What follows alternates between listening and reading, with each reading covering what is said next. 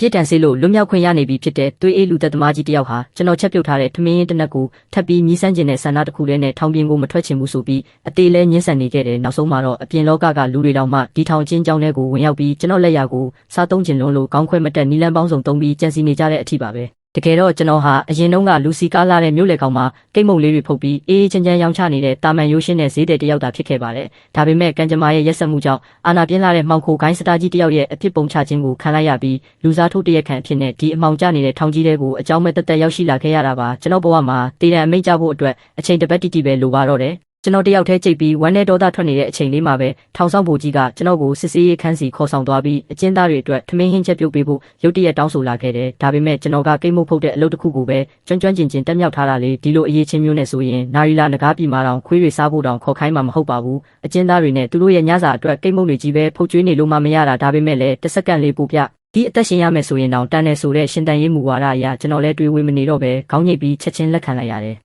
သို့တော်လည်းမိဖို့ကြောင့်တဲ့ကိုရောက်သွားတဲ့အခါချက်ပြုတ်ရေးကိရိယာတွေကအရန်ကိုခင်းနောက်ကြပြီးဟောင်းနှွှဲဆွေးမြင့်နေတဲ့အပြင်ရှိနေတဲ့ပါဝင်ပစ္စည်းတွေကလည်းလုံးဝကိုမလက်ဆက်တော့ပါဘူးပိုပြီးဆိုးရွားတာကအကျဉ်းသားတွေညစာစားဖို့အချိန်ကမိနစ်40လောက်ပဲကျန်ပါတော့တယ်လူရောက်90စာညစာဟင်းလျာကိုအချိန်မီပြီးစီအောင်ချက်ပြုတ်ဖို့ဆိုတာလက်တံပါတဲ့စားတော့ကဲမိဖို့ကြောင့်နဲ့မင်းကြီးကိုကိုယ်တိုင်ပဲဖိတ်ပြီးချက်ခိုင်းရင်တောင်မှလုံးဝမလွယ်ကူနိုင်တဲ့ကိစ္စရက်တစ်ခုပါအကယ်၍သာအချိန်မီမချက်ပြုတ်ပေးနိုင်ခဲ့ရင်ထောင်ပိုင်ကြီးကကျွန်တော်ကိုဒီအလုပ်ဆက်ပေးမှာမဟုတ်တော့သလိုတွေးဆနေတဲ့တည်တံကြအကျဉ်းသားတွေကလည်းကျွန်တော်ကိုအရှင်လက်တက်ပစ်ကြမှာအသေးချပါပဲကျွန်တော်ဘာလို့ရမှန်းမသိပဲအားကိုးရမယ်ဖြစ်ကအသေးကွဲမတက်စိတ်တက်ကြနေတဲ့အချိန်မှာပဲအုံနောက်ထဲကိုလူသားတွေရဲ့အတိညာဏ်ထက်ကျော်လွန်နေတဲ့စွပြုတ်ချက်ပြုတ်နီးအချက်လက်တွေကရုတ်တရက်ဆိုသလိုအလိုလျောက်စီးဆင်းဝင်ရောက်လာခဲ့ပါတယ်ကျွန်တော်လည်းအတိဝင်လာတာနဲ့လက်ချောင်းတွေကိုလင်းလင်းမြဲမြဲလှုပ်ရှားပြီးချက်ချင်းပဲစတင်ချက်ပြုတ်ပါတော့တယ်တစ်ချိန်တည်းမှာပဲအမတ်တဆုံရဲ့တေတံကြအကျဉ်းသားတွေအပန်းဖြေတဲ့ကွင်းပြင်ကျဲကြီးထဲမှာတော့ကတုံးပြောင်ပြောင်နဲ့ပီတာဆိုတဲ့လူဟာတက်တောင့်တက်တာဂလားထိုင်ပေါ်မှာထိုင်ရင်းနေပူစားလုံးနေပါတယ်ဒီလူဟာထောင်တွင်းမှာရောအပြင်လောကမှာပါမိုးပြိုမတက်အာနာဆက်ပြင်းထန်လုံးနဲ့စစ်မှန်တဲ့ထောင်တွင်းပြင်ကြီးတစ်ပါးပါပဲသူဟာရုတ်တရက်နေရာကနေထွက်လိုက်ပြီးတေတံကြအကျဉ်းသားတစုကိုနောက်ကနေဥဆောင်ကထမင်းစားဆောင်တကားဝက်စီတို့ခံရစွာရှောက်လာခဲ့တယ်ပြီးတော့သူ့နောက်ကလိုက်လာတဲ့တပည့်တွေကိုအတန်ဩဇာကြီးကြီးနဲ့မေကုန်းထုတ်လိုက်တဲ့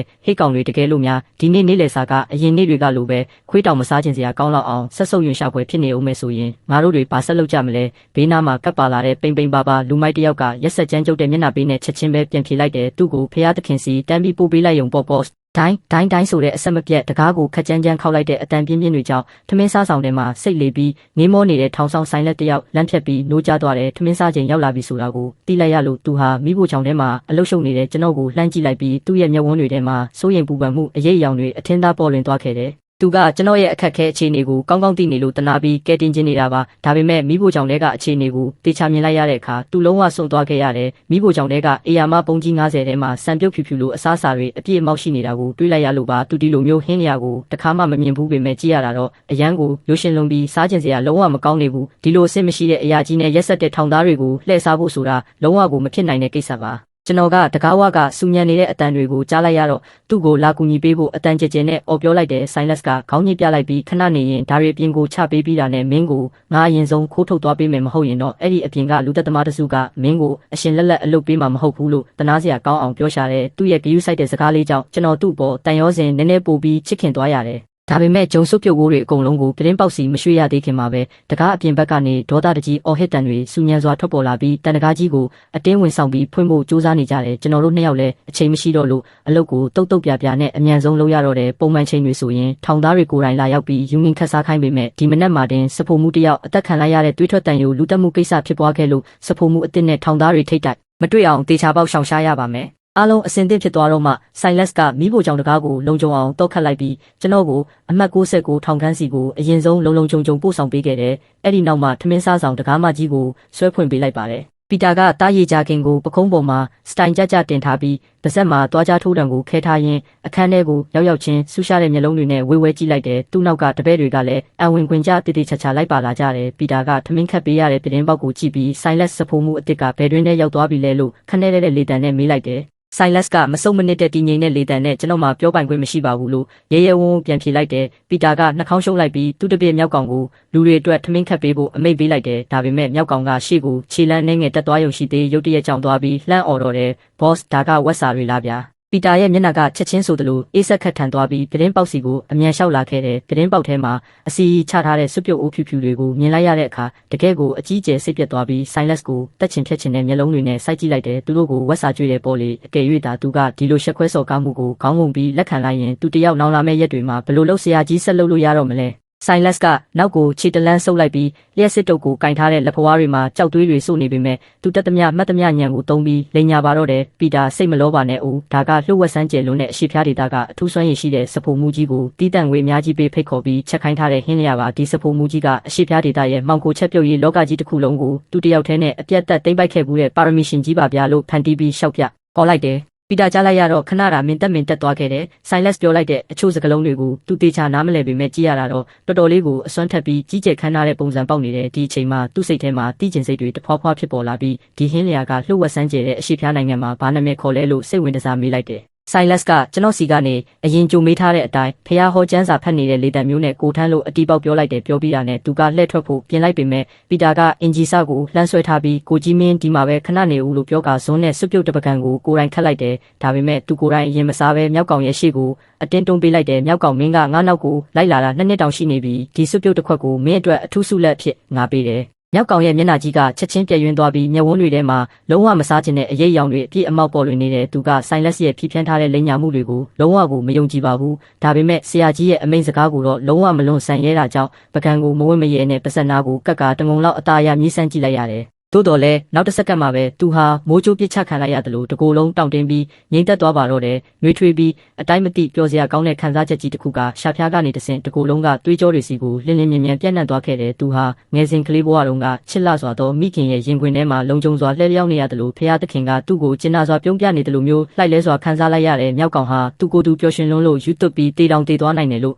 ထင်မှတ်နေခဲ့တယ်ပီတာကမြောက်ကောင်ရဲ့ထူးဆန်းတဲ့အမူအရာကိုမြင်လိုက်ရတော့စိတ်ထဲမှာတန်တရားတွေအကြီးအကျယ်ဖြစ်ပေါ်လာပြီးသူကိုယ်တိုင်စွပ်ပြုတ်တပကံကိုအမြန်ခတ်ပြီးတောက်ကြည့်လိုက်တဲ့ရှုခနဲတငုံတောက်လိုက်ရုံနဲ့တင်သူ့တကိုယ်လုံးမိတောင်ပေါက်ကွဲမတက်ပြင်းထန်စွာခံစားလိုက်ရပြီးစိတ်အာရုံတွေအဝေးကိုလွင့်ပါသွားခဲ့တယ်သူဟာငယ်စဉ်ကပကတ်ထဲမှာမိခင်ရဲ့နှွေးထွေးတဲ့စောင့်ရှောက်ယူရမှုကိုပြန်လည်ခံယူနေရတယ်လို့အသက်ဝင်စွာခံစားလိုက်ရတာပါဒါတွေအလုံးကတကယ်ကိုလက်တွေ့ဆန်လွန်းလို့သူကိုယ်တိုင်မျက်ရည်တွေပါပြင်ပေါ်စီးကျလာတာကိုတောင်သတိမထားမိခဲ့ပါဘူးဘေးကထောင်ဆောင်လေး Silas ကတော့ကြောင်အန်းနဲ့ငေးကြည့်နေမိတဲ့ဘာတွေဖြစ်ကုန်တာလဲဂျုံစွပ်ပြုတ်လေးတောက်ယုံနဲ့တင်မိုးတောင်ကိုကြတဲ့ပေါ့တနာစရာကောင်းတဲ့ငကားပြည်ရဲ့ဟင်းလျာကိုတခါမှမစားဘူးကြတဲ့ဒေါသားတွေပါလားဆရာကြီးတွေဘာတွေလုပ်နေတာလဲအမိုက်ကောင်တွေကြီးပါပဲလားဒါပေမဲ့ဒီအခြေအနေအရဆိုရင်ငါအသက်တော်တေချာပေါက်အာမခံချက်ရှိသွားပြီလို့စိတ်ထဲကနေကြိတ်ပြီးတွေးနေမိတယ်ဘေးနာကတပည့်တစုကလည်းဆရာကြီးနဲ့မြောက်ကောင်တို့စွပ်ပြုတ်တောက်ပြီးတေလူမတက်ကောင်းကင်ပုံရောက်သွားတယ်လို့ခံစားနေရတာကိုမြင်လိုက်ရတော့စိတ်ကိုလုံးဝမအောက်နိုင်ကြတော့ပဲအားလုံးကစိတ်လှုပ်ရှားတုံရင်စွာနဲ့ပကံကြီးတွေကိုစီယူပြီးအလူရက်ခတ်တောက်ကြတော့တယ်လူတိုင်းရဲ့မျက်နှာပေါ်မှာစကလုံးတွေနဲ့ဖော်ပြလို့မရနိုင်တဲ့ပျော်ရွှင်ကြည်နူးမှုတွေက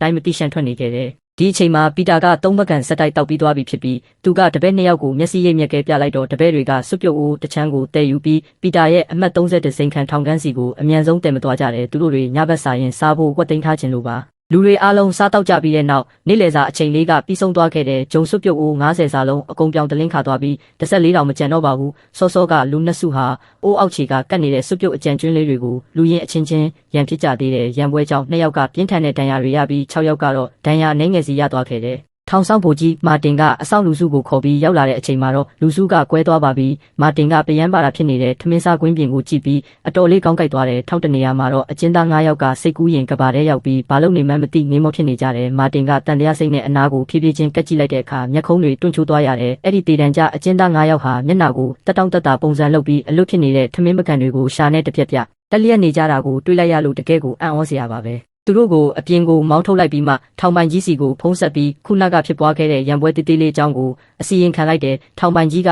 အနှဲငယ်ဒေါသထွက်သွားပေမဲ့အများကြီးစူပူမနေပဲမာတင်ကိုညနေကျရင်စဖိုမှုကောင်းကောင်းတယောက်အမြန်ရှာခိုင်းလိုက်တယ်အဲ့ဒီကိတ်မုံရောင်တဲ့လူသက်သမားကိုထပ်ပြီးမချက်ခိုင်းနဲ့တော့လို့တင်းတင်းကြက်ကြက်မာတယ်မာတင်ကလည်းတစ်ခါလောက်ကန်ကောင်းပြီးပြဿနာကြီးကြီးမမတက်တာပဲဒေါ်လာပြီလို့ပြောလိုက်တာပေါ့မာတင်ကပါဇက်ကသာဟုတ်ခဲ့ပါလို့ပြောလိုက်ပေမဲ့စိတ်ထဲကနေတော့အဆက်မပြတ်ချိန်ဆနေမိတယ်သူ့ကိုမချက်ခိုင်းရင်ဒီလိုချိန်တို့အတွင်းမှာဘသူ့ကိုတွားရှာရမှာလဲတကယ်တော့ကျွန်တော်ဒီလောက်ထိအရသာရှိတဲ့ဂျုံစွပ်ပြုတ်ကိုအမခံချက်နိုင်တာဟာထမင်းမချက်ခင်အချိန်လေးမှာစက်ကြဝဠာထမင်းချက်စနစ်တော်ကြီးနဲ့အလိုအလျောက်ချိတ်ဆက်မိသွားလို့ဖြစ်ပါတယ်ကျွန်တော်နေ့လယ်ကဒီစနစ်ကိုနှိုးလိုက်တဲ့အခါကျင်းနှမှုအမှတ်30ရရှိထားပြီးအမှတ်300ပြည့်သွားရင်ကျင်းညိုအဆင့်ကန်ဆန်းမဲတစ်ချိန်ဖောက်နိုင်မှာဖြစ်ပြီးအဲ့ဒီအထဲမှာကြနော်လိုအပ်နေတဲ့တေတံဆိုင်ငံခွင့်ကပ်ပြားလေးရှိနေပါတယ်ကျွန်တော်အသက်ရှင်ဖို့အတွက်ကျင်းနှမှုအမှတ်တွေကိုအမြန်ဆုံးလုပ်ပြီးစုဆောင်းရပါမယ် ဒီအချိန်မှာပဲအပြင်ဘက်စင်ကြံလန်းကနေခြေတံတွေထွက်ပေါ်လာပြီး Silas ကထောင်ကန်းအပြင်ဘက်ကိုရောက်လာခဲ့တယ်ညစာချက်ဖို့အတွက်လာခေါ်တာပါကျွန်တော်လည်းမျှော်လင့်ချက်တွေပြေဝနေလို့လန်းလန်းဆန်းဆန်းနဲ့ချက်ချင်းသဘောတူလိုက်တယ်မထင်မှတ်ပဲကျွန်တော်ကိုကူညီဖို့အတွက်လက်ထောက်တစ်ယောက်ပါစီစဉ်ပေးထားတဲ့သူကတော့ခန္ဓာကိုယ်တောင့်တင်းလှပတဲ့လင်းယုံအင်ပါယာကစိုင်မွန်လို့ခေါ်တဲ့လုံးမပြိုဆိုဖီယာဖြစ်ပြီ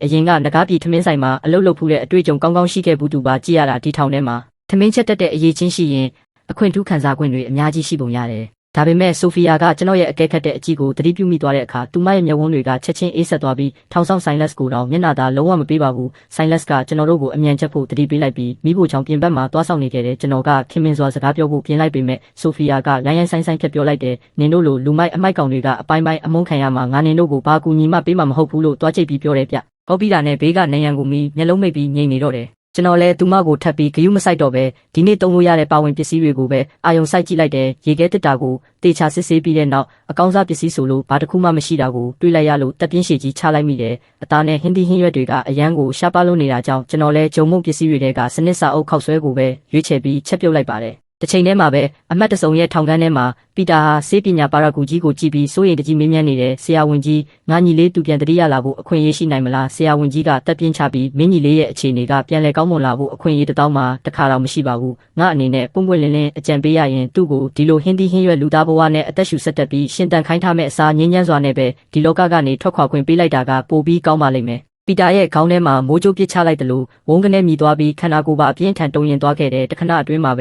သူဟာအနှစ်20လောက်အသက်ကြီးရင်သွားတယ်လို့မျိုးနွမ်းနယ်သွားရတယ်သူဟာပါရာဂူကိုအရင်ကလိုဒေါသတကြီးအကြက်မကင်တော့ပဲအမရှိတဲ့လေတံနဲ့သာသူ့ကိုအဲ့ဒီကိုပဲပြန်ပို့လိုက်ပါလို့ဝမ်းနေစွာပြောလိုက်တယ်ပီတာကကတင်ဘေးမှာဝင်ထိုင်ပြီးညီဖြစ်သူရဲ့အေးဆက်နေတဲ့လက်ကိုတင်းတင်းကြက်ကြက်ကင်ကမျက်ဝန်းထဲမှာဝမ်းနေမှုအရေးအယောင်တွေပြည့်နေခဲ့တဲ့အကိုကြီးမင်းကိုတေချာမဆောင်အောက်နိုင်ခဲ့ဘူးတကယ်လို့များတယောက်ယောက်ကမင်းကိုတတိပြန်ရအောင်လုပ်ပေးနိုင်မယ်ဆိုရင်ငါလက်ထဲကစီးစိမ်နဲ့အာနာအားလုံးကိုပေးဆက်ဆွလို့ဖို့အသင့်ပဲလို့ညီငယ်လေးကိုကြည့်ပြီးညီးတွားနေမိတယ်ဇလန်းကကျွန်တော်ဘက်ကိုပြန်လဲရောက်ရှိလာပါတယ်ခောက်ဆွဲကကြက်ဖို့နီးကပ်နေပြီဖြစ်လို့ကိုအတွက်အရင်ဆုံးတပကံခတ်လိုက်တယ်တခဏအတွင်းမှာပဲအလုံးမွေးကြိုင်တဲ့အနံ့သက်တွေကမိဖို့ကြောင့်တခန်းလုံးကိုလင်းမြန်စွာပြန့်နှံ့သွားခဲ့တယ်ဆိုဖီယာကစာအုပ်ခောက်ဆွဲရဲ့ထူခဲ့တဲ့အနံ့ကိုရလိုက်တဲ့အခါလျှက်စစ်စီကြောင်းအသေးစားလေးဖြတ်ကူးခံလိုက်ရတယ်လို့ဖြစ်သွားပြီးပါဇက်ကသွားရည်တွေတောင်အလိုလိုကျလာတော့တယ်ကျွန်တော်ကဆိုဖီယာရဲ့ဖြစ်ပျက်နေတဲ့အမူအရာကိုမြင်လိုက်တော့ခတ်တိုးတိုးပဲစနောက်ပြီးပြောလိုက်တယ်စားချင်နေပြီလားမကြွေးဘူးတော့ပြောပြီးတာနဲ့ရှုခနဲ့အတန်ကြဲကြဲမြအောင်တလုတ်ကြီးအာရပါရဆုပ်ယူလိုက်တယ်ဆိုဖီယာရဲ့မျက်နှာလေးကရှက်လွန်းလို့ချက်ချင်းညီမြန်းသွားပြီးဒေါသလည်းအကြီးအကျယ်ထွက်သွားတယ်ငါမုန်းတာနင်တို့လိုလူမှုပတ်ဝန်းကျင်ရဲ့အမိုက်ကောင်တွေကိုပဲ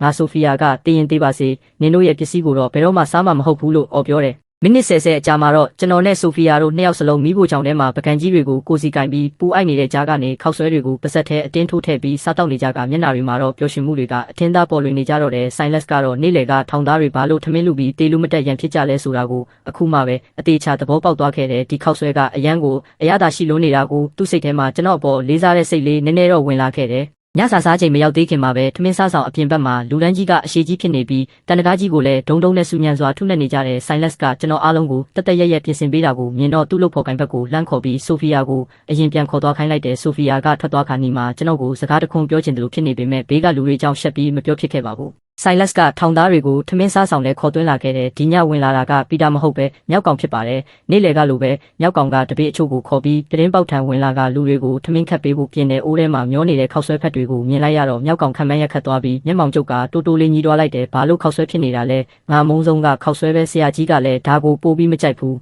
ဒါပေမဲ့သူကကျွန်တော်နေ့လေကကောင်းကောင်းချက်ပေးခဲ့တာကိုတီးထားလို့ကျွန်တော်ကိုဒေါသတကြီးအကျက်မကင်ပါဘူးကျွန်တော်ကခက်ပြုံးပြုံးနဲ့ငါခောက်ဆွဲကဒီအတိုင်းဆယ်စားယုံနဲ့မပြီးဘူးငါကိုယ်တိုင်အထူးစီမံထားတဲ့အပူချိန်မြင့်စွပ်ပြုတ်ရည်နဲ့တွဲဖက်ပြီးစားရမှာလို့ယုံကြည်မှုရှိရှိပြောလိုက်တယ်ပြောပြီးတာနဲ့ဘေးကအပူထင်းအိုးကြီးရဲ့အဖုံးကိုလှမ်းဖွင့်လိုက်တဲ့အခါတခဏအတွင်းမှာပဲမွေးကြိုင်လာတဲ့ဟင်းရည်နှံတွေကရေနွေးငွေတွေနဲ့အတူအိုးထဲကနေရှန့်ထွက်လာပြီးထမင်းစားဆောင်တစ်ခုလုံးကိုလင်းမြန်စွာပြန့်နှံ့လွှမ်းမိုးသွားခဲ့တယ်အဲ့ဒီအနံ့ကိုရလိုက်တဲ့လူတိုင်းသွားရည်တွေတောက်တောက်ကြလာပြီးမြောက်ကောင်အကိုကြီးအမြန်လေးခတ်ပေးပါဗျာကျွန်တော်တို့လုံးဝမအောင်နိုင်တော့ဘူးလို့အတန်ကုန်អော်ကြတော့တယ်မြောက်ကောင်ကစိတ်မလောပဲရှေ့ကိုတလန့်တက်ပြီးအပူထိန်အိုးလေးကိုငုံကြည့်လိုက်တဲ့အခါအနံ့ကြောင့်ခဏတာမင်းမောသွားပြီးမှတတိပြန်ဝင်လာကဆရာကြီးအတွက်အမြန်ဆုံး9ပကံအရင်ခတ်ပြီးထုတ်ခိုင်းလိုက်တယ်ပြီးမှတခြားထောင်သားတွေကိုစတင်ခတ်ပေးပါတော့တယ်အမတ်တထောင်ကန်းကပီတာကတော့ညီဖြစ်သူရဲ့ကိစ္စကြောင့်စိတ်ထဲမှာဒေါသတွေအကြီးအကျယ်ထွက်နေပြီးပောက်ကွဲစရာနေရာရှာမတွေ့ဖြစ်နေခဲ့တယ်ဒီအချိန်မှာပဲဘလုံကတပည့်2ယောက်နဲ့အတူအပူထိန်အိုးကြီးကိုမပြီးအခန်းထဲဝင်လာခဲ့တဲ့အချိန်ကြာသွားရင်ခောက်ဆွဲရတာပြတ်သွားမှာဆိုလို့ဝန်ခံနီးခွင့်တောင်းရမယ်ဆိုတဲ့စီကံကိုလုံးဝမေ့သွားတာကြောင့်ပီတာစီကနေအကြီးအကျယ်ဆဲဆူချိန်မောင်းချင်းခံလိုက်ရတဲ့3ယောက်စလုံးကြောက်လန့်ပြီးရင်တမမဖြစ်နေကြရတယ်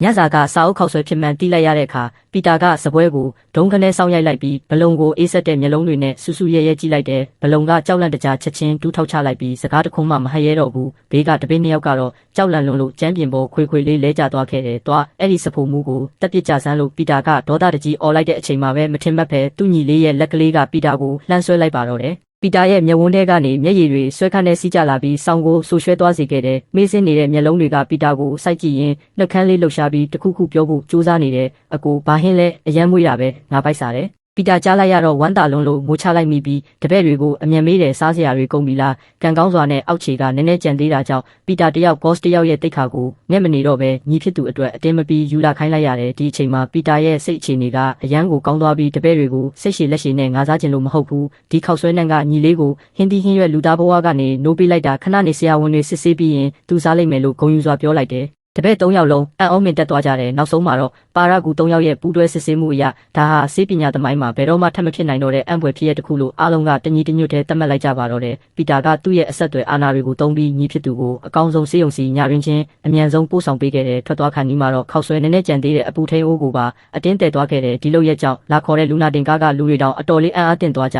ရတဲ့စေယုံမှာထမင်းမရှိလို့များတည်သွားတာလားပေါ့ကျွန်တော်ကတော့ညစာချက်ပြီးတဲ့နောက်ထောင်ဆောင်ဆိုင်လက်စီရဲ့လုံခြုံတဲ့ပို့ဆောင်မှုနဲ့အမှတ်69ထောင်ခန်းစီကိုအန်တရဲ့ကင်းကင်းပြန်ရောက်လာခဲ့တယ်ဒီစာအုပ်ခောက်ဆွဲကြောင်းပဲကျွန်တော်ရဲ့တည်တံက9ရက်တိတိဆိုင်းငံ့ခွင့်ကိုအဖိုးတန်စွာရရှိသွားခဲ့ပါတယ်ဒါပေမဲ့ကျွန်တော်လုံးဝမသိခဲ့တာကတော့ကျွန်တော်ကိုလူစားလဲတရက်ခန့်အဖြစ်တွင်းခဲ့တဲ့ရက်ဆက်တဲ့မှောင်ခိုကိုင်းစတာကြီးကကျွန်တော်တည်တံဆိုင်းငံ့ခွင့်ရသွားတာကိုသတင်းရသွားတဲ့အခါထောင်ထဲကအမာခံလူမိုက်တွေကိုချက်ချင်းလှုပ်ဝက်ဆက်သွယ်ပြီး6ရက်အတွင်းမှာကျွန်တော်ကိုအပြက်ရှင်းပစ်ဖို့တင်းကျပ်တဲ့အမိန့်ပေးလိုက်ပါတော့တယ်နောက်တနေ့မနက်မလင်းခင်အစောကြီးမှာပဲကျွန်တော်မိဖို့ချောင်းတဲကိုစောစောစီးစီးရောက်နေပါပြီဒီအချိန်မှာဆိုင်းလက်စ်ကဆိုဖီယာကိုခေါ်ပြီးရောက်လာခဲ့တယ်ဆိုဖီယာရဲ့အသားအရည်ကပိုပြီးကြည့်ကောင်းနေပြီးကျွန်တော်ကိုကြည့်တဲ့မျက်လုံးတွေကအနှဲငယ်ရှက်သွေးဖြာပြီးရှောင်လွှဲနေကအရင်ကထက်ပြင်းပြင်းစင်စင်လေးလှလှပပလှုပ်လာတာကိုသတိပြုမိတယ်ဒါပေမဲ့ကျွန်တော်ကသူမကိုတိတ်ပြီးဂယုမဆိုင်ပဲပါဝင်ပစ္စည်းတွေကိုပဲအရင်ဆုံးစစ်ဆေးလိုက်တယ်အရင်လိုပဲဆင်းရဲလွန်းတာကြောင့်တက်ပြင်းချပြီးနောက်ဆုံးမှရိုးရှင်းတဲ့ပေါက်စီနဲ့အနှစ်ဆော့ဟင်းကိုပဲလှုပ်ဖို့အတီးပြူဆုံးဖြတ်လိုက်တယ်ကျွန်တော်တို့နှစ်ယောက်သားညီညီညွတ်ညွတ်ပူးပေါင်းလှုပ်ဆောင်မှုကြောင့်ပေါက်စီတွေကအမြန်ပဲပြီးလူနီးပါးဖြစ်လာခဲ့တယ်ဆိုဖီယာကပေါင်းအိုးတဲ့ကပေါက်စီတွေကိုကြည့်ပြီးဝေခွဲမရဖြစ်နေတယ်ဒါကပေါင်မိုးနဲ့လည်းလုံးဝမတူဘူးပီဇာနဲ့လည်းမတူဘူးစားလို့ရောအဆင်ပြေပါမလားဒါပေမဲ့မနေ့ညကအရသာရှိလာတဲ့စားအုပ်ခောက်ဆွဲကိုတတိယသွားပြီးသူမဆက်ပြီးမတွေးတော့ပါဘူးဒီအချိန်မှာအကျဉ်းသားတော်တော်များများကထမင်းစားဆောင်တကားကိုလာပြီးအတင်းထုနေကြပြီးဒါကဆိုင်းလက်စ်ကိုတကယ်ကိုအံ့အားသင့်စေတဲ့ပုံမှန်ဆိုရင်မနက်9နာရီမှထမင်းစားရတာဖြစ်ပြီးအခုကမနက်6နာရီခွဲပဲရှိပါသေးတယ်ဒီထောင်သားတွေအကုန်လုံးယူကုန်ကြပြီလားသူတကားနာကိုဖြည်းဖြည်းကပ်ပြီးနားထောင်လိုက်တဲ့အခါပို့ပြီးတော့တောင်ဆွန့်သွားရတယ်အမြန်တကားဖွင့်ပေးပါငါတို့အရန်ထမင်းစားခြင်းနေပြီးဖះသခင်ငါတို့ကိုအမြန်ကျွေးပါတော့လုံးဝမအောက်နိုင်တော့ဘူးငါတို့ကိုထပ်ပြီးမနှိပ်စက်ပါနဲ့တော့လို့ငိုယိုပြီးတောင်းဆိုနေကြတဲ့ဆိုင်းလက်စ်ရဲ့မျက်နှာကချက်ချင်းပြတ်သွားတယ်ဒါကထမင်းစားကျင်တာမှဟုတ်ရဲ့လားမူရစ်ဆေးပြတ်နေတဲ့သူတွေတောင်ဒီလောက်ထိမဆိုးရွားဘူးလို့တွေးမိလိုက်တာပေါ့ကျွန်တော်ကလှုပ်ဆောင်မှုကိုအရှိန်မြင့်လိုက်ပြီးနောက်ဆုံးအနှစ်ဆော့ချက်မဲ့အဆင့်ပဲကြံပါတော့တယ်ဒါကစနစ်ရဲ့အကူအညီနဲ့လှုပ်လို့မရပဲကိုပိုင်လက်စွမ်းနဲ့ပဲလှုပ်ရမှာပါပေါင်30လောက်လေးလံနဲ့တန်းတဲ့အိုးကြီးကိုကျွန်တော်ကတာမန်ကစားစရာလေးတစ်ခုလိုလွှင့်ပြီးလွယ်လွယ်ကူကူချက်ပြုတ်ပြလိုက်တဲ့ဆိုဖီယာနဲ့ဆိုင်းလက်စ်တို့ဒါကိုမြင်လိုက်ရတဲ့အခါအကြီးကျယ်မြင့်တက်သွားကြရတယ်ဒီလောက်ကြီးမားလေးလံတဲ့အိုးကြီးကိုအတိအကျကျွမ်းကျင်ကင်တွယ်နိုင်ဖို့ဆိုတာ10နှစ်18နှစ်လောက်အချိန်ယူမကျင့်ထားရင်လုံးဝမရနိုင်ပါဘူးဒါပေမဲ့အခုကျွန်တော်ကအသက်20ကျော်လေးပဲရှိသေးတာလေဒီကောင်လေးကအသက်12နှစ်အရွယ်ကလေးကတိုင်းပညာကိုလေ့ကျင့်ခဲ့တာများလားမယုံနိုင်စရာပဲလို့တွေးနေကြတယ်မိနစ်10အကြာမှာတော့ပူနွေးနေတဲ့ပေါက်စီနဲ့မွှေးကြိုင်လာတဲ့အနှစ်ဆော့စ်တို့အားလုံးအဆင်သင့်ဖြစ်သွားပြီးထမင်းစားဆောင်အပြင်ဘက်ကထောင်သားတွေကယူသွတ်မတက်တန်တကားကြီးကိုအတင်းဝင်ဆောင်နေကြလို့ဝုန်းဝုန်းနဲ့အတန်တွေစူညံစွာမြည်ဟဲနေခဲ့တယ်အထူးသဖြင့်ခေါင်းဆောင်လှုပ်လာတဲ့မြောက်ကောင်ကတကားကိုအခုချက်ချင်းမဖွင့်ရင်အတင်းဝင်ဖြတ်မယ်လို့ဒေါသတကြီးအော်ဟစ်နေတော့တယ်ကျွန်တော်ကဆိုဖီယာနဲ့ဆိုင်းလက်စ်ကိုအမြန်လန်းခေါ်ပြီးပေါအိုးတဲကပေါက်စီတွေကိုအမြန်ထုတ်ကာဆော့စ်အိုးတွေကိုပုံးတွေနဲ့အတီးတီးခွဲထည့်လိုက်တဲ့အားလုံးအစင်သင့်ဖြစ်သွားမှဆိုင်းလက်စ်ကတကားကိုဖွင့်ပေးလိုက်တဲ့မြောက်ကောင်ဦးဆောင်တဲ့တပ်ဖွဲ့ကြီးကချက်ချင်းတိုးဝေဝင်လာကြပြီးအားလုံးကစိတ်ကြွဆေးတောက်ထားသူတွေလိုမျက်လုံးတွေနီးမြန်းကအော်ဟစ်ဆူညံနေကြတယ်ဒီလိုအကျိတ်အနယ်မြင်ကွင်းမျိုးဖြစ်လာမယ်လို့ဖန်တီးသူကျွန်တော်ကိုယ်တိုင်တောင်ကြိုတင်မထင်မှတ်ထားခဲ့ပါဘူးမြောက်ကောင်ကပြင်းပေါက်စီရောက်လာပြီးဖြူဖွေးနေတဲ့ပေါက်စီတွေကိုမြင်လိုက်ရတော့ကြောင်အန်းဖြစ်သွားတယ်။လာရစဖို့မူဒါကဘာတရဲတစေအရာကြီးလဲပြတညလုံးမအိပ်ပဲစောင့်အောင်လုပ်ထားပြီးအခုငါ့ကိုဒါလေးပဲကြွေးတာလားမြောက်ကောင်စိတ်ထဲမှာနည်းနည်းတုန်လှုပ်သွားတယ်။ဆိုင်းလက်စ်ကမျက်ချေးမနှက်တဲ့မျက်နှာပေးနဲ့မစ္စတာရွှေချက်ထားတဲ့ဟင်းကိုမင်းတို့မစားချင်ဘူးဆိုရင်လည်းအမြန်တန်းစီကြဆန်းလို့အော်ဟစ်လိုက်တဲ့မြောက်ကောင်ကခေါင်းညှိပြပြီးလူတွေကိုတန်းစီခိုင်းလိုက်တဲ့တယောက်ကိုပေါက်စီနှလုံးနဲ့ sauce တစုံစီတိတိကျကျခတ်ပေးတဲ့ထောင်သားတွေကဒါကိုမြင်လိုက်ရတော့အတော်လေးစိတ်ပြတ်သွားကြတယ်။ဒါကအရန်ကိုတနာစရာကောင်းလုံးတဲ့အစားအစာပဲ ပထမဆုံးထမင်းရတာကဘလုံရဲ့တပည့်ကြက်ကလေးဖြစ်ပါတယ်သူကဘလုံကိုကြောထောက်နောက်ခံထားလို့အမြဲတမ်းထောင်ထဲမှာရန်ကားနေတဲ့သူပါပကံထဲကရိုးရှင်းတဲ့ပေါက်စီနဲ့တနာစရာကောင်းတဲ့ sauce ကိုကြည့်ပြီးသူအလွန်မင်းဒေါသထွက်သွားကစပွဲမှာထိုင်ရင်အတန်ကိုညှစ်ပြီးអော်လိုက်တယ်တညလုံးမျောလင်းထားတာကိုနောက်ဆုံးဒါပဲကြွေးတယ်ပေါ့ဒါသာအရသာမရှိရင်ငါ့ကိုအပြစ်မတင်နဲ့တော့ပြောပြီးတာနဲ့ပေါက်စီကိုဖဲ့ပြီး sauce နဲ့နေကပစက်ထဲအမြန်သွင်းလိုက်တယ်နောက်တစ်စက္ကန့်မှာပဲကြက်ကလေးရဲ့မျက်လုံးတွေပြူးထွက်သွားပြီးထူးခြားဆန်းကျယ်လာတဲ့အရသာကပစက်ထဲမှာမီရှူမီပန်းတွေလိုပောက်ကွဲသွားခဲ့တယ်ဖျားသခင်ဒါကလူသားတွေတကယ်စားနိုင်တဲ့အရသာလားဗျာသူအော်ဟစ်လိုက်ပြီးဒုက္ခတဲ့စခန်းကထွက်လာတဲ့သူလိုမျိုးအငမ်းမရစားပါတော့တယ်တခြားထောင်သားတွေကလည်းကြက်ကလေးရဲ့အမူအရာကိုမြင်လိုက်ရတော့အားရပါရအလူရက်စားကြတော့တယ်ပေါက်စီနဲ့ sauce ကပစက်ထဲရောက်သွားရုံရှိသေးပြင်းထန်လာတဲ့အရသာကရေကြီးတယ်လို့မျိုးရှာပုံမှာအဟုန်ပြင်းပြင်းစီးဆင်းသွားခဲ့တယ်ဒီလိုရတာပောက်ကွဲမှုကြီးကြောင့်သူတို့တွေဟာပျော်ရွှင်ကြည်နူးမှုသမုတ်တရားထဲမှာနင်းမျောသွားကြရတဲ့တခန်းလုံးမှာလည်းချီးမွမ်းတန်တွေကြီးပဲစူညံစွာထွက်ပေါ်လာတယ်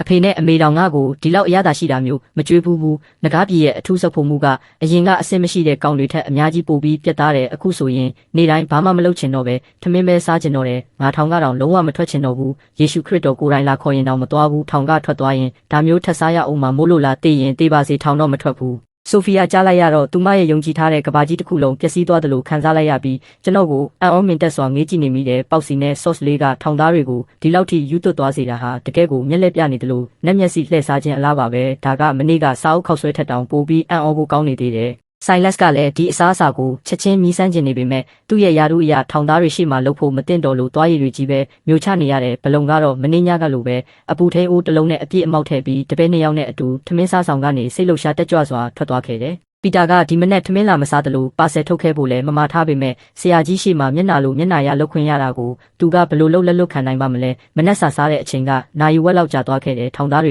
ကပေါက်စီနဲ့ပကံပေါ်က sauce တွေကိုပြောင်းစင်နေအောင်တက်ရက်စွာစားသွားကြလို့ပကံတွေကကောင်းကင်ကကျယ်ရီလိုတောက်ပတ်နေခဲ့တယ်ကျွန်တော်မိဖို့ကြောင့်မှတာဝန်ယူကြတဲ့ကပကံဆေးရတဲ့အလုပ်ကအရန်ကိုလွယ်ကူသွားခဲ့တယ်နေတိုင်းအားလုံးကပကံပြောင်းအောင်စားကြလို့14မှမလေးလွင့်ပါဘူးထောင်သားတွေပိုက်ဝသွားတော့2ယောက်တတွဲ3ယောက်တတွဲကျေနပ်စွာထွက်သွားကြပြီးထမင်းစားဆောင်ကြီးထဲမှာတော့အရသာကိုမမေ့နိုင်သေးတဲ့ကြက်ကလေးတယောက်ထဲသာငေးမောပြီးကြံရစ်ခဲ့ပါတော့တယ်သူကဒီနေ့တကူလုံးအားအင်တွေပြေဝနေပြီးစိတ်တွေအယမ်းကိုတက်ကြွနေတာကြောင့်သူ့ရဲ့ကောက်ကွေးနေတဲ့စပင်းတွေကိုလက်နဲ့တက်တင်လိုက်ရင်ပကံကိုခက်ကြမ်းကြမ်းကင်ကပြတင်းပေါက်စီကိုခတ်သွက်လျှောက်လာခဲ့တယ်ဒီအချိန်မှာပြတင်းပေါက်မှာထမင်းခတ်ပေးဖို့တာဝန်ကျနေတာကဆိုဖီယာဖြစ်သွားပါပြီအလှလေးရေငါ့ကိုပေါက်စီနှလုံးနဲ့ sauce တစ်စုံလောက်ထပ်ပြီးထည့်ပေးစမ်းပါအောင်လို့ခက်တီတီနဲ့တောင်းလိုက်တယ်ဆိုဖီယာကသူ့နောက်မှာရှိတဲ့ပြောင်တလင်းခါနေတဲ့အိုးလိုကြီးကိုလှမ်းကြည့်လိုက်ပြီးမျက်နှာချက်ချင်းပြတ်သွားကပေါက်စီတွေအကုန်လုံးပြောင်သွားပြီးတော့မင်းကလေးခေါက်တောင်လာခတ်ပြီးသွားပြီလေတကယ်ပဲဆက်ပြီးစားနိုင်သေးလို့လားလို့မယုံကြည်နိုင်စွာနဲ့မေးလိုက်တယ်ကြက်ကလေးကလှောင်ပြုံးလိုက်ပြီးဟန်ဆောင်မနေပါနဲ့ကွာနင်တို့မိဖို့ချောင်ကလူတွေကအမြဲတမ်းကိုအတွက်ကိုခြံထားတတ်တယ်ဆိုတာငါအသေးချာသိတယ်အမြန်သာထုတ်ပေးစမ်းပါငါ့ကိုဒေါသမထွက်စေနဲ့လို့ရိုင်းရိုင်းဆိုင်ဆိုင်ပြောလိုက်တယ်ဆိုဖီယာကလက်ပိုက်လိုက်ပြီးသူ့ကိုလုံးဝဂယုမဆိုင်တော့ပဲအေးမလုပ်တော့ပါဘူးကြက်ကလေးရဲ့မျက်လုံးတွေထဲမှာဒေါသမီတွေဟုံဟုံတောက်လောင်သွားပြီးကင်ထားတဲ့ပကံကိုဝုန်းခနဲ့နေအောင်နေရန်စီလွှတ်ပစ်လိုက်တဲ့ဆိုဖီယာကလှောင်ပြုံးလေးပြုံးလိုက်ရင်ကိုအနှဲငယ်ရှောင်းလိုက်တာကြောင့်ပကံကသူ့မနောက်ကနေရန်ကိုအရှိန်ပြင်းပြင်းသွားရိုက်မိပြီးအတန်ကျဲကြီးထွက်ပေါ်သွားခဲ့တယ်ကြက်ကလေးကပိုပြီးဒေါသတွေအကြီးအကျယ်ထွက်သွားကအခန်းထဲကိုအတင်းအဓမ္မတိုးဝင်လာခဲ့တယ်ဒါပေမဲ့ဆိုဖီယာရဲ့လှပတဲ့ရုပ်ရည်နဲ့ဆွဲဆောင်မှုရှိတဲ့ခန္ဓာကိုယ်လေးကိုအနီးကပ်မြင်လိုက်ရတဲ့အခါသူခဏတာစွန့်သွားပြီးစိတ်ထဲမှာယုံမာတဲ့အကြံစီတွေဝင်လာကသူမကိုအတင်းခုံအုပ်ဖို့ပြင်ဆင်တော့တယ်ဆိုဖီယာမရှောင်တိန်ရသေးခင်မှာပဲသူမနောက်ကနေအရာတစ်ခုလင်းမြန်စွာထွက်ပေါ်လာပြီးဒဲအိုးတစ်လုံးကမိဖို့ချောင်ထဲကနေပြေးထွက်လာကကြက်ကလေးရဲ့မျက်နှာကိုဖြန်းကန်တဲ့အတန်မြေအောင်တွားရိုက်မိပါတော့တယ်ကြက်ကလေးတယောက်ခေါင်းတွေကြီးသွားပြီးနေရာမှာတင်မတက်တောင်မရက်နိုင်တော့ပဲရိုင်လဲသွားရတယ်သူဒေါသအကြီးကျယ်ထွက်သွားပေမဲ့ကျွန်တော်ရဲ့ကြောက်မက်ဖွယ်ရာခွန်အားကြီးကိုမြင်လိုက်ရတော့ရှေ့ကိုဆက်မတိုးရဲတော့ပါဘူးဒီလောက်ကြီးမားလေးလံတဲ့အိုးကြီးကိုအဝေးကနေလှမ်းပစ်နိုင်ဖို့ဆိုတာခွန်အားဘလောက်တောင်ကြီးမားနေမလဲကြက်ကလေးကနောက်ကိုခြေလမ်းအနှဲငယ်ဆုပ်လိုက်ပြီးကျွန်တော်ကိုလက်ညှိုးငေါက်ထိုးကထမင်းချက်တဲ့ကောင်စုပ်လေးကများငါ့ကိုလက်ရဲဆက်ရဲလှုပ်ရဲတယ်ပေါ့မင်းစုံစမ်းကြည့်လိုက်အောင်ဒီထောင်ကြီးထဲမှာဘသူကငါ့ကိုအနိုင်ကျင့်ရဲလဲဆိုတာမင်းတို့တွေစောင့်တာကြည့်နေလိုက်ကြလို့ချင်းချောက်ပြောဆိုလိုက်တယ်ပြောပြီးတာနဲ့ကြက်ကလေးကနာကျင်နေတဲ့မျက်နှာတစ်ချမ်းကိုလက်နဲ့အုပ်ကင်ပြီးထမင်းစားဆောင်အပြင်ဘက်ကိုအမြန်ပြေးထွက်သွားခဲ့တဲ့ဆိုင်လက်စ်ကကျွန်တော်အနားကပ်လာပြီးတိုးတိုးလေးတတိပေးရှာတယ်ဒီကြက်ကလေးကဆရာရမ်းဆိုးတဲ့ဒီထောင်ထဲမှာသူ့ရဲ့အဆက်အသွယ်တွေကအရန်ကိုရှုပ်ထွေးပြီးအထူးသဖြင့်ဘလုံဆိုတဲ့လူမိုက်ကြီးနဲ့ပတ်သက်မှုကတာမန်လုံးဝမရိုးရှင်းဘူးတေချာပေါက်ဘလုံစီကိုသွားတိုင်တော့မှာပဲသူကသူ့ရဲ့ထောင်ဆောင်ယာတုကိုတုံးပြီးကြားဝင်ဖြည့်ရှင်းပေးခြင်းပေမဲ့ဒီထောင်ကြီးထဲမှာရေးမထားတဲ့လှုပ်ဝက်စည်းကမ်းတစ်ခုရှိနေပါတယ်ထောင်ဆောင်တွေကအခြေခံလုံခြုံရေးစနစ်ကိုပဲထိန်းသိမ်းရတာဖြစ်ပြီးထောင်သားတွေအချင်းချင်းဖြစ်ပွားတဲ့ပြဿနာတွေကိုတော့လုံးဝဝင်ရောက်ဆွတ်ဖက်ခွင့်မရှိပါဘူးဒါပေမဲ့ဆိုင်လက်စ်ကခဏနေဘလုံရောက်လာရင်ငါပဲကြားကနေစကားပြောပေးမယ်လို့ကတိပေးတယ်ကျွန်တော်စဉ်းစားကြည့်လိုက်တော့ဘလုံဆိုတာအရင်နေ့ကလာသွားတဲ့ဝါဝတုတ်တုတ်လူကြီးဖြစ်လိမ့်မယ်ဆိုဖီယာကကျွန်တော်ရဲ့အင်ဂျီစကိုအားနာတဲ့မျက်နှာလေးနဲ့လှမ်းဆွဲလိုက်တယ်ကျွန်တော်ပြန်ပြီးစကားပြောဖို့ပြင်လိုက်ရုံရှိသေးတယ်ထမင်းစားဆောင်တကားကြီးကရုတ်တရက်ပွင့်သွားပြီးဘလုံကသူ့ရဲ့တပည့်နှစ်ယောက်နဲ့အတူအလင်းအမြန်ဝင်ရောက်လာခဲ့တယ်ကြည်ရတာတခုခုအရေးကြီးနေတဲ့ပုံစံပါပဲ သူတို့ဟာအပြင်ကိုထွက်ဖို့ပြေးလာတဲ့ကြက်ကလေးနဲ့တကားဝမှာတိုက်မိသွားကြတဲ့ကြက်ကလေးရဲ့မျက်ဝန်းတွေချက်ချင်းနီမြန်းသွားပြီးငိုချလူမတက်ဖြစ်သွားက boss အကိုကြီးအဲ့ဒီထမင်းချက်တဲ့ကောင်စုပ်လေးကငါ့ကိုရိုက်တယ်မင်းကအတွက်တေချာပေါက်ကလက်စားချေပေးရမယ်နော်လို့တိုင်တော့တယ်ဘလုံကခဏတာကြောင်အန်းသွားပြီးကြက်ကလေးလက်ညှိုးညွန်ပြတဲ့နေရာကိုကြည့်လိုက်တဲ့အခါကျွန်တော်ကတည်ငြိမ်တဲ့မျက်နှာထားနဲ့သူ့ကိုစိုက်ကြည့်နေတာကိုမြင်တွေ့လိုက်ရတယ်ဘလုံကတတွေးတစ်ချက်မျိုးချလိုက်ပြီးမျက်နှာအကြီးအကျယ်ပြည့်ရင်းသွားကလက်ကိုမြှောက်ပြီးကြက်ကလေးရဲ့မျက်နှာကိုဖြန်းကနေအတန်မီအောင်အားပြင်းပြင်းနဲ့ရိုက်ချလိုက်ပါတော့တယ်ဆူရှာတဲ့ရိုက်တန်ကြီးကလူရှင်းနေတဲ့ထမင်းစားဆောင်ကြီးတစ်ခုလုံးမှာဟိန်းထွက်သွားခဲ့တယ်ရိုက်ပြီးတာနဲ့ဘလုံကကျွန်တော်စီကိုအပြေးလွှားလျှောက်လာပြီးအနားမရောက်သေးခင်မှာပဲလှပသေးတက်တဲ့ဒူးထောက်ရှော့တိုက်ကွက်နဲ့ကျွန်တော်ခြေရင်းမှာဝစ်စင်းလိုက်ကဆရာအကိုကြီးကျွန်တော်တပည့်တွေကိုတေချာမဆုံးမမိလို့ပါလူကြီးမင်းကသဘောထားကြီးမြတ်စွာနဲ့ဒီတစ်ချိန်တော့ကျွန်တော်တို့ကိုခွင့်လွှတ်ပေးပါဗျာလို့တောင်းပန်ပါတော့တယ်တခဏအတွင်းမှာပဲထမင်းစားဆောင်တစ်ခုလုံးရဲ့လေတူးကရေခဲလိုအေးဆက်သွားပြီးဘသူမှအသက်တောင်ပြင်းပြင်းမရှူရဲတော့ပါဘူးမလန့်မကန့်မှာရက်နေတဲ့ကြက်ကလေးရဲ့မျက်လုံးတွေကကလာအုပ်ခေါင်းလောင်းလုံးလောက်ပြူးထွက်သွားပြီးမေးစေပါအောက်ကိုပြုတ်ကျမတက်ဆွန့်သွားခဲ့တယ်သူလုံးဝကိုယူသွတ်သွားပါပြီSilas လည်းမျက်လုံးပြူးထွက်မတက်အံ့အားသင့်သွားရတယ်လူသက်သားရဲ့ကြီးကဒီကောင်လေးကိုမြင်တာနဲ့ကြောင်ကိုမြင်နဲ့ကြွက်လို့ဖြစ်နေပါလားဒါကတကယ်ရောဖြစ်နိုင်ပါမလားလို့စိတ်ထဲကနေတွေးနေမိတာပေါ့ထောင်ထဲမှာအလုတ်လုတ်လာတာနှစ်ပေါင်းများစွာကြာမြင့်ခဲ့ပြီဖြစ်ပေမဲ့ဘလုံဒီလိုမျိုးနှိမ့်ချတဲ့အမှုအရာလောက်တာကိုသူပထမဆုံးမြင်ဘူးတာပါဆိုဖီယာရဲ့လှပတဲ့မျက်နှာပေါ်မှာလည်းအံ့ဩမင်သက်မှုတွေပြည့်နေနေပြီးမျက်ဝန်းတွေထဲမှာစိတ်လှုပ်ရှားမှုတွေတိုက်ကြီးတစ်ခုကိုအသစ်ရှာဖွေတွေ့ရှိသွားသလိုမျိုးမျက်လုံးတွေကရွှေရောင်တွေတောက်ပနေခဲ့တယ်ကျွန်တော်ကမျက်ခုံးကိုအနှဲငယ်ပင်းလိုက်ပြီးတန်တရာမျက်လုံးတွေနဲ့မေးလိုက်တယ်ငါတို့အရင်ကသိခဲ့ကြလို့လားဘလုံကဖော်ရည်တဲ့အပြုံးကြီးနဲ့ဆရာကြီးကအတိအလင်းမှထားပါတယ်နောက်ကြရင်အကိုကြီးကိုမြင်တာနဲ့ဆရာကြီးကိုမြင်တယ်လို့ပဲရိုးရိုးသေးသေးသဘောထားရမယ်တဲ့ဆရာကြီးကအကိုကြီးကိုဟိုဘက်ဆောင်ကိုဖိတ်ခေါ်ခိုင်းလိုက်ပါတယ်အကျိုးကြောင့်အသေးစိတ်ကိုတော့ကိုရောက်ရင်အကိုကြီးသိပါလိမ့်မယ်လို့ရှင်းပြတယ်ဘလုံကပြောပြီးတာနဲ့ကျွန်တော်ရဲ့အဖြေစကားကိုရိုးရိုးသေးသေးရက်ပြီးစောင့်ဆိုင်တွေကစိတ်မရှိတဲ့အရေးအယောင်လုံးဝမရှိပါဘူးကျွန်တော်ခဏလောက်စဉ်းစားလိုက်ပြီးမှဘလုံကိုရှေ့ကနေလမ်းပြခိုင်းလိုက်တယ်ကျွန်တော်အမှတ်3ညထောင်ခန်းစီကိုထွက်သွားတဲ့အချိန်မှာဆိုဖီယာကိုလည်း Silas ကအမှတ်69စီကိုလုံခြုံအောင်ပြန်ခေါ်သွားခဲ့တယ်။လမ်းကြားထဲကနေထွက်ခါနီးမှာထောင်သားတွေအချင်းချင်းရန်ဖြစ်နေတဲ့စူညံတန်ကိုကြားရလို့ဆိုဖီယာခြေလမ်းရက်သွားပြီးဘာဖြစ်ကြတာလဲလို့သိကျင်စိတ်နဲ့မေးလိုက်တယ်။ Silas ကမျက်မှောင်ကျုပ်ပြီးဆိုဖီယာကိုအတန်လာယာစီခေါ်သွားတဲ့အခါထောင်သားတယောက်အော်ဟစ်နေတာကိုရှင်းရှင်းလင်းလင်းကြားလိုက်ရတယ်။ငါထောင်ကနေလုံးဝမထွက်ဘူးကွာငါရဲ့ထောင်ထဲဆေးသွားပြီးဆိုပေမဲ့ငါလုံးဝမထွက်ဘူးအပြင်လောကမှာဒီလောက်အရသာရှိတဲ့ထောင်ထမင်းမျိုးဘယ်မှာသွားရှာရမှာလဲထွက်တဲ့လူကတကယ်အယူပဲလာလေးတက်တိရှိရင်ငါ့ကိုအခုပဲတက်ပစ်လိုက်ကြလို့စူပူနေတယ်။ဒီဆဲဆိုတန်တွေကိုကြားလိုက်ရတဲ့အခါဆိုဖီယာနဲ့ Silas တို့အချင်းချင်းမျက်နှာချင်းဆိုင်ကြည့်ပြီးစွန့်သွားကြရတယ်။ထောင်ရဲ့ပြီးဆုံးမှာတော့အာဘီလာဟ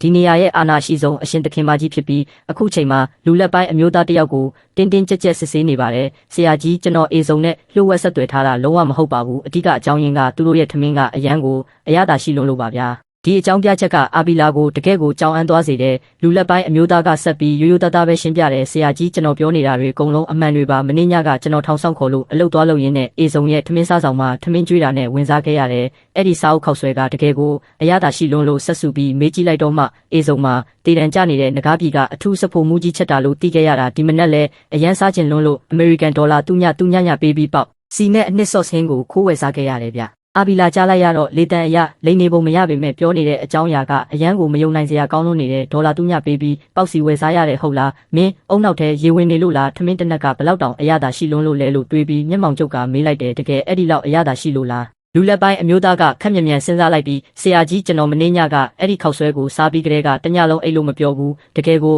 အရသာရှိလွန်းလို့အစာအိမ်ကအခုထိစိတ်လှုပ်ရှားနေတုံးပဲပြလို့တက်ကြွစွာပြောတယ်အာဘီလာမျက်လုံးတွေမေ့ဆင်းသွားပြီးခဏမျှစဉ်းစားကဘေးကလူကိုတင်းကျပ်တဲ့အမိန့်ပေးလိုက်တယ်မီလာဒီနေ့နေ့လေကြရင်မင်းနီလန့်ရှာပြီးအဲ့ဒီထမင်းကိုငါအတွက်ရအောင်ယူလာခဲ့အဲ့ဒီစဖို့မူကဘလောက်တောင်စွမ်းလဲဆိုတာငါကိုယ်တိုင်ကြည့်မယ်ထမင်းတနက်နဲ့ငါကိုပါညဘက်အိတ်မပြောအောင်လုပ်နိုင်မလားဆိုတာကြည့်ရသေးတာပေါ့သူမနောက်ကအမျိုးသားကရိုးရိုးသေးသေးနဲ့ဟုတ်ကဲ့ပါအမကြီးလို့အမိန့်ကိုပြန်ဖြေတယ်နေ့လေအချိန်ရောက်ခါနီးမှာပဲကျွန်တော်နဲ့ဆိုဖီယာတို့မိဖို့ကြောင့်ထဲမှာအလုပ်အရန်ရှုပ်နေကြပါပြီဒီနေ့ပါဝင်ပစ္စည်းအသစ်ချို့ထပ်တိုးလာတာကြောင့်ကျွန်တော်ချက်ပြုတ်နိုင်တဲ့ဟင်းလျာတွေရွေးချယ်စရာများလာခဲ့တယ်ကျွန်တော်အခုချက်နေတဲ့ဟင်းကတော့ငကားပြည်ရဲ့စားတောက်မှုယဉ်ကျေးမှုရဲ့အနှစ်သာရဖြစ်တဲ့နာမည်ကြီးတရုတ်ဟင်းလျာကြီးဖြစ်ပါတယ်ကျွန်တော်ကချက်ရင်းနဲ့ဆိုဖီယာကိုပါတေချာရှင်းပြနေတာကြောင့်အချိန်ကနည်းနည်းတော့နှိမ့်နေပေမဲ့ဆိုဖီယာသာကျွမ်းကျင်တက်မြောက်သွားရင်နောက်ပိုင်းကျွန်တော်ကိုယ်တိုင်ပင်ပန်းခံစရာမလိုတော့ပါဘူးနာယူဝက်ခန့်ကြပြီးတဲ့နောက်2ယောက်သားလှုပ်เสียရှိတာအားလုံးပြီးစီးသွားပြီးနောက်ထပ်10မိနစ်လောက်ထပ်ပေါင်းလိုက်ရင်အိုးထဲကနေထုတ်လို့ရပါပြီထမင်းစားဆောင်အပြင်ဘက်မှာလည်းထောင်သားတွေရဲ့ထမင်းကျွေးဖို့တောင်းဆိုအော်ဟစ်တန်တွေစူညံစွာထွက်ပေါ်နေပြီးဒီအချိန်မှာထောင်ဆောင်ဘူကြီး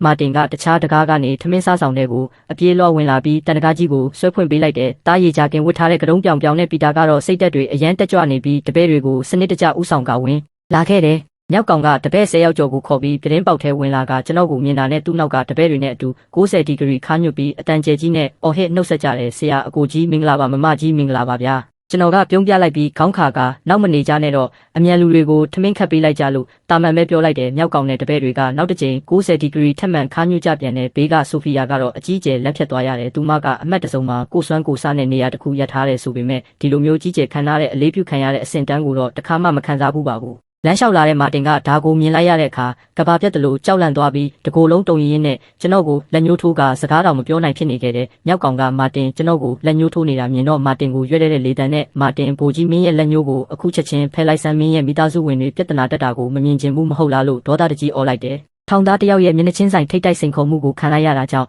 မာတင်ရဲ့မျက်နှာချက်ချင်းပြတ်သွားပြီးဘာစကားမှပြန်မပြောရဲတော့ပါဘူးဒီအချိန်မှာသူကောင်းကောင်းသဘောပေါက်သွားတာကတော့24နာရီတွင်းမှာတင်ကျွန်တော်ဟာအမတ်တစုံရဲ့အင်အားအကြီးဆုံးအဖွဲ့အစည်းနဲ့တသားတည်းဖြစ်သွားခဲ့ပြီဆိုတာပါပဲပီတာကတော့မလန့်မကန့်မှရက်ကြည့်နေပြီးမျက်လုံးကဒီနေရာကနေလုံးဝမခွာပါဘူးကြည့်ရတာဒါကသူ့ရဲ့ဓာတ်ရိုက်ခွင့်ပြုချက်နဲ့ဖြစ်ပုံရတယ်မာတင်ကတက်ပြင်းချပြီးမျက်နှာပြက်ပြက်နဲ့ထမင်းစားဆောင်ပြင်ပကိုထွက်သွားခဲ့ရတယ်ထမင်းခတ်တာကပုံမှန်အတိုင်းစတင်ခဲ့တဲ့နေ့လယ်စာဖြစ်ပေါက်စီတွေကိုမြင်လိုက်ရတဲ့အခါထောင်သားတွေအရန်ပျော်သွားကြပြီးပေါက်စီပြူကြီးတွေကဘာထက်မဆိုပိုပြီးမွေးကြိုင်နေခဲ့တဲ့တရုတ်ဟင်းကြီးကိုအပြင်ထုတ်လိုက်ရုံရှိသေးတဲ့ထောင်သားတွေရဲ့မျက်လုံးတွေအယောင်တောက်ပသွားပြီးအိုဖះသခင်ပေါက်စီကိုအကြိုက်ဆုံးပဲပေါင်မုတ်တွေဘာတွေကအမိုက်တွေပဲဆရာအကိုကြီးရဲ့လက်ရာကတကယ်ကိုနှက်မြတ်ရတာပဲပြလို့ချီးမွမ်းကြတယ်ထောင်သားတွေရဲ့ချီးမွမ်းတန်တွေကိုကြားရတဲ့အခါကျွန်တော်စိတ်ထဲမှာမရေမတွက်နိုင်တဲ့အောင်မြင်မှုခံစားချက်တွေဝင်လာပြီးတခါတလေကြတော့လေဒီလူတွေကချစ်စရာကောင်းတာပဲလို့တွေးမိတယ်ဒီအချိန်မှာဘီစုံကအာဘီလာကတော့သူမရှိကပကံတစ်ချက်ကိုစူးစိုက်ကြည့်နေတဲ့ဘဲဘက်မှာပေါက်စီကြီးနှလုံးနဲ့ညာဘက်မှာတော့တရုတ်ဟင်းလျာကြီးခတ်ထားတာကိုစမတ်ကြကြဝစ်စင်ထားတဲ့မီလာကခါညွတ်ပြီးအမကြီးပစ္စည်းတွေကဒါတွေပါပဲမြည်စမ်းကြည့်တော်မူပါဦးလို့ရိုသေစွာရှောက်တင်နေညာဘက်ပကံကနေထွက်ပေါ်လာတဲ့မွေးကြိုင်လာတဲ့အနံ့ကိုရလိုက်တဲ့အခါအာဘီလာကဇဝေဇဝါမဖြစ်တော့ပဲဟင်းကိုခရင်နဲ့နည်းနည်းကော်ပြီးပါဇက်ထဲတွင်းလိုက်တဲ့အာဘီလာညင်သားစွာဝါလိုက်ရုံရှိသေးတယ်ထူထီနူးညံ့တဲ့အရသာကရှာကနေတဆင့်အုံနောက်စီကိုလျင်မြန်စွာပြန့်နှံ့သွားခဲ့ပြီးဒီလိုကောင်းမွန်လာတဲ့အရသာကသူမရဲ့ဦးကောင်းခွန်ကိုပါပွင့်ထွက်သွားစေမတက်ပြင်းထန်စွာခံစားလိုက်ရတယ်သူမခရင်ကိုကင်ထားတဲ့လက်တွေတုံနီလာပြီးတခဏအတွင်းမှာပဲစကားပြောနိုင်စွမ်းပျောက်ဆုံးသွားတယ်လို့ဖြစ်သွားရတယ်ရှာကအုံနောက်ရဲ့အမိန့်ကိုပင်မနာခံတော့ပဲပါဇက်ထဲကအကောင်းဆုံးအရသာကိုသာအပြည့်အဝခံစားနေတော့တယ်အာဘီလာရဲ့မျက်ဝန်းကနေမျက်ရည်နှစ်ဆက်ဆွဲခါနဲ့စီးကြလာခဲ့တယ်ဘေးကမီလာကတော့အကြောင်အန်းကြည့်နေမိပြီးအမကြီးအစင်ပြေရဲ့လားအဲ့ဒီကောင်တွေဟင်းထဲမှာစိတ်ခတ်ထားတာလားလို့စိုးရိမ်တကြီးမေးမြန်းလိုက်တယ်အာဘီလာကလက်ကပြပြီးမီလာကိုရှောက်မတွေးခိုင်းပဲသူမကိုယ်တိုင်ပေါက်စီနဲ့ဟင်းကိုအားရပါရစားတော့ရင်မျက်နှာမှာကျေနပ်မှုတွေပြည့်နေနေခဲ့တဲ့ပေါက်စီနှလုံးစားပြီးတဲ့နောက်ဟင်းတွေလည်းပျောက်ဆင်သွားခဲ့ပြီးငါထပ်စားချင်သေးတယ်ရှိသေးလားလို့မေးလိုက်တယ်မီလာတယောက်ကြောင်သွားပြီးမရှိတော့ပါဘူးလို့ပြန်ဖြေရတယ်အာဘီလာရဲ့လှပတဲ့မျက်လုံးတွေကမီလာကိုဆက်ကြည့်ပြီးအေးဆက်တဲ့လေတံနဲ့ဒါဆိုလဲနှစ်အပြစ်မရှိတော့ဘူးအေးဆုံးမှာဒီလောက်တော်တဲ့စဖို့မှုရှိနေပြီးငါတို့ဘီဆုံးမှာကြတော့မရှိဘူးဒီတိုင်းသာဆိုရင်လူတိုင်းကအေးဆုံးကိုပြောင်းချင်ကြပြီးငါတို့ဘီဆုံးကတော့လူပြတ်သွားလိမ့်မယ်ညီကိုတွေကိုအကြောင်းကြားလိုက်ညနေအပန်းဖြေချိန်ကြရင်အားလုံးစုပြီးစူပူမှုလုပ်ကြမယ်လို့အမိန့်ပေးလိုက်တယ်မကြခင်မှာပဲထောင်ပိုင်းကြီးရုံးခန်းစီကိုဘီစုံကထောင်သားတွေအုပ်စုလိုက်စူပူတောင်းကျမ်းနေတဲ့တည်င်းဆိုးရောက်ရှိလာခဲ့တဲ့ကောင်စုပ်တွေသူတို့ယူကုန်ကြပြီလားအဲ့ဒီအာဘီလာကဘလို့လောက်ကောင်းဆောင်နေတာလဲလို့ထောင်ပိုင်းကြီးကဒေါသတကြီးမေးတယ်မာတင်ကချွေးတုံရင်မသိဘူးဗျာဒါပေမဲ့သူတို့ရဲ့တောင်းဆိုချက်ကတော့အရန်ရှင်းပါတယ်စဖို့မှုလဲပေးဖို့အေးဆုံးလို့စဖို့မှုမျိုးလိုချင်လို့တဲ့ဗျာထောင်ပိုင်းကြီးစွန့်သွားတဲ့အဲ့ဒီယွန်စရာစဖို့မှုကငကားပြည်သားမဟုတ်ဘူးလားအမိုက်ချက်ပြုတ်နီးလေးတွေကိုတောင်သူတို့ကအလူရက်စားချင်နေကြတာလားလို့တွေးနေမိတယ်အခြားတစ်ဖက်မှာတော့ကျွန်တော်ထောင်ရဲ့အေးခန်းထဲမှာအေးခဲထားတဲ့အသားနှဲငယ်ကိုတွေးလိုက်ရတယ်ဖွင့်ကြည့်လိုက်တော့အိုဟောင်းလာတဲ့နွားလီတန်ဝက်လီတန်မြင်းလီတန်စတဲ့အင်္ဂါဆုံးအသားတွေဖြစ်နေတာကိုတွေ့ရလို့စိတ်ဝင်စားစရာပဲဒါနဲ့ကျွန်တော်ကဓာတွေကိုအတူတူရောမွေပြီးလှုပ်ဝက်ချက်ပြုတ်ဆော့စ်တစ်ခုကိုတီးတန့်ဖန်တီးကကိုယ့်အတွက်လှုပ်ဝက်ချန်ထားဖို့ပြင်ဆင်လိုက်တယ်မိဖို့ချောင်းမှာလူအင်အားမလောက်တာကြောင့်သူတို့ကအေစုံကနေဘေဘီဆိုတဲ့ကောင်မလေးတယောက်ကိုကူညီဖို့ထပ်လုပ်ပေးခဲ့တယ်ဘေဘီကကျွန်တော်ကိုမြင်တော့နှာခေါင်းရှုံပြီးဘာလဲဆိုဖီယာနင်ပြောတဲ့ငကားပြည်ကအထူးစဖို့မှုဆိုတာဒီလူလားဘေဘီမနောက်နဲ့ဆရာအကိုကြီးရဲ့လက်ရာကတကယ်ကိုအံ့ဩကိုကောင်းလာကြည့်ရတာမိမရှာပုံစံနဲ့ငါရဲ့အချိန်တွေကိုလာမဖြုံးစမ်းပါနဲ့လို့ပမာမခံပြောတယ်သူမစကားပြောလို့မဆုံးသေးခင်မှာပဲကျွန်တော်ကသူမရဲ့လေပင်နောက်ကနေအားနဲ့လှမ်းဆွဲလိုက်တယ်အာမလုပ်ပါနဲ့လှုပ်ပါဒါပေမဲ့ကျွန်တော်ကတည်ငြိမ်တဲ့မျက်နှာထားနဲ့တင်းတင်းကင်ထားတာကြောင့်ဆိုဖီယာကလည်းဝင်မပြောရဲပါဘူးနောက်ဆုံးကောင်မလေးကမဲရွက်ပြီးကျမမှားသွားပါတယ်အမြန်လှုပ်ပေးပါတော့လို့တောင်းပန်တော့မှကျွန်တော်လက်လွတ်လိုက်ပြီးထမင်းဆက်ချက်ပါတော့တယ်ချက်ပြုတ်နေတော့ဆိုဖီယာကမိဖို့ကြောင့်ထောင်းက sauce ပလင်းလေးကိုတွေ့သွားခဲ့တယ်ကျွန်တော်ဟင်းခတ်မှုတွေထည့်ပြီးရင်ပါဝင်ပစ္စည်းတွေကအရန်အရသာရှိသွားတာကိုတတိယပြီးသူမကနည်းနည်းပဲထည့်ချင်ပေမဲ့လက်လွန်သွားပြီးတလင်းလုံးအိုးထဲကျသွားခဲ့တယ်ဘာမှတော့မဖြစ်တော့ပါဘူးလေလို့သူမပေါ့ပေါ့ဆဆတွေးလိုက်တယ်အခြားတစ်ဖက်မှာတော့မှောင်ခိုကိုင်းစတားကြီးစီကနေကျွန်တော်ကိုတတ်ဖို့အမိန့်ရထားတဲ့အေစုံကရက်ဆက်ကြမ်းကြုတ်တဲ့လူသက်သမားတယောက်ဟာအမိန့်ကိုလက်ခံရရှိသွားခဲ့ပါပြီသူကလှောင်ပြုံးပြုံးရင်းဘီစုံကစဖို့မူလာမင်းဒီညငါ့ကိုစိတ်မပြတ်စေနဲ့လို့မျှော်လင့်ပါတယ်လို့တူတူလေးရေရွတ်လိုက်တယ်ညစာစားချိန်မှာတော့ထောင်သားတွေထမင်းစားတာကအရင်လိုပဲယူသွနေကြပေမဲ့ညတကောင်ရောက်တဲ့အခါမှာတော့သူတို့တွေဟာပုံမှန်လိုငြိမ်းချမ်းမနေကြတော့ပါဘူးဘယ်သူမှစကားမပြောဘဲအော်ဟဲ့မနေကြပေမဲ့တယောက်ချင်းစီရဲ့မျက်လုံးတွေနီမြန်းပြီးအသက်ရှူတန်တွေပြင်းထန်နေကြတာကိုတွေ့ရတယ် ဒီအချိန်မှာပဲထောင်ကန်းစစ်ကြံလမ်းပေါ်မှာလူသက်သမားကလုံခြုံရေးကင်မရာတွေကိုကျွမ်းကျင်စွာရှောင်ကွင်းပြီးလှုပ်ဝက်စွာရွေလျားနေခဲ့တဲ့ထိတ်တန်းလူသက်သမားတယောက်အနေနဲ့သူကဒီအလုတ်ကပတ်စံလက်ကားရတယ်လို့ပဲလို့ခန်းစားနေရတဲ့ဒီထောင်ကြီးကတန်မဏိတိုင်းကြီးလို့အမည်ကျော်ပေမဲ့နောက်ဆုံးတော့ငါအတွက်ဝင်ကျင်တိုင်းဝင်ထွက်ချင်တိုင်းထွက်လို့ရနေတာပဲမဟုတ်လား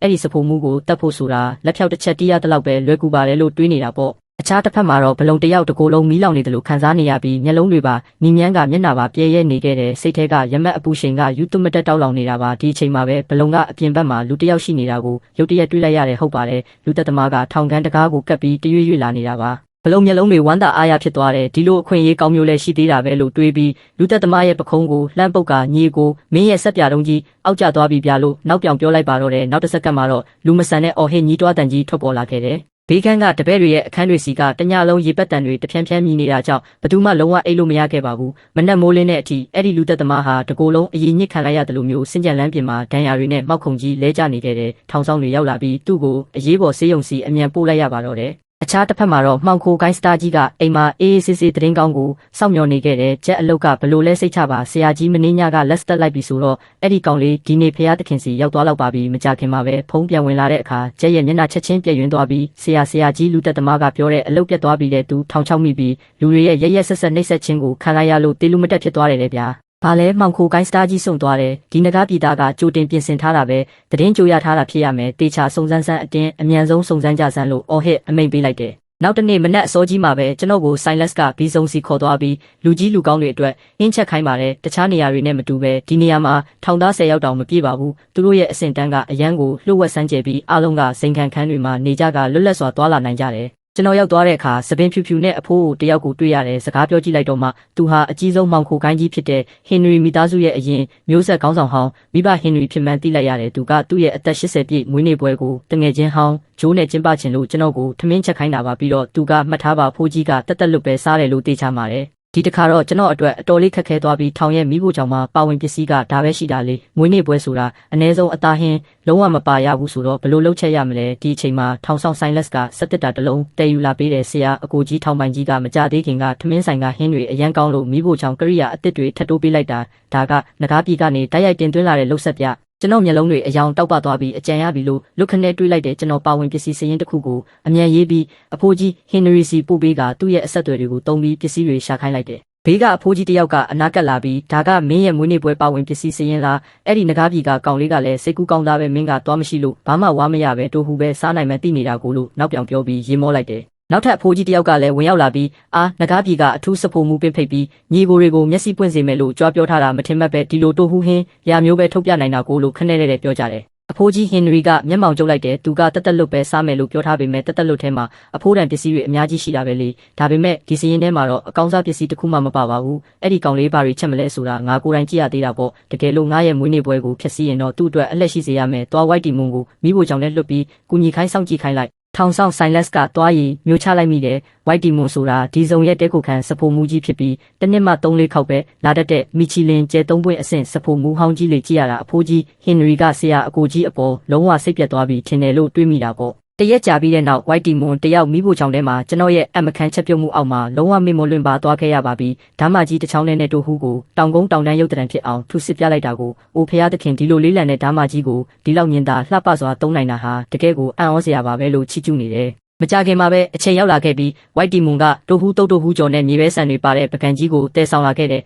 အဖိုးကြီးဝိုက်ကလှောင်ရရင်ဒီလောက်ကြီးမားတဲ့ပကံကြီးကတကယ်ကိုတောဆန်လွန်းလာပဲအဖိုးကြီးဟင်နရီဒါကမင်းပြောတဲ့အစ်စ်မြင့်ငကားပြေဟင်းလျာလာပြသူတို့ရဲ့စဖို့မှုကဒါမျိုးထမင်းဟင်းကြီးတွေပဲချက်တက်တာလားဟင်နရီရဲ့မျက်နှာကအိုးအောက်ချီလိုမဲမောင်သွားပြီးကောင်စုပ်အခုမင်းထွက်သွားတော့သူ့ကိုအလုတ်ထုတ်ပစ်လိုက်လို့ဒေါသတကြီးအော်တော့တယ်တီမိုရဲ့မျက်နှာပြတ်သွားပြီးဒီဖိုးကြီးတွေပစ္စည်းမသိတာကိုတွေးကရိုးရိုးသားသားပဲကျွန်တော်ရဲ့လက်ရာကဆရာကြီးကိုလုံးဝမမီပါဘူးလို့ဝန်ခံလိုက်ရတယ်ဒီစကားကြောင့်ဘေးကလူတွေအကြီးကျယ်မြင့်တက်သွားကြရတယ်မီချီလင်ကျဲ3ပွင့်အဆင့်စဖို့မှုကလေးဒါဆိုယွန်စရာကောင်လေးကသူ့ထက်တောင်ပိုတော့နေတာလားအဖိုးကြီးဝိုက်ကဟာဟာရဲပြီးဒါဆိုရင်ငါကပဲမင်းရဲ့ဒီလိုခင်းတဲ့လိန်ညာမှုကိုဖော်ထုတ်ပေးရသေးတာပေါ့ပြောပြီးတာနဲ့အဖိုးကြီးဝိုက်ကတရုတ်တူနဲ့ဟင်းတလုတ်ကိုညှက်ပြီးပါဇက်ထဲတွင်းလိုက်တဲ့အခါရုတ်တရက်သူ့ရဲ့မျက်လုံးတွေပြူးထွက်သွားပြီးမိုးကြိုးပစ်ခံရတယ်လို့ခန္ဓာကိုယ်ကြီးကနေရာမှာတင်ကြောက်ရွံ့လို့တောင့်တင်းငိမ့်သက်သွားပါတော့တယ်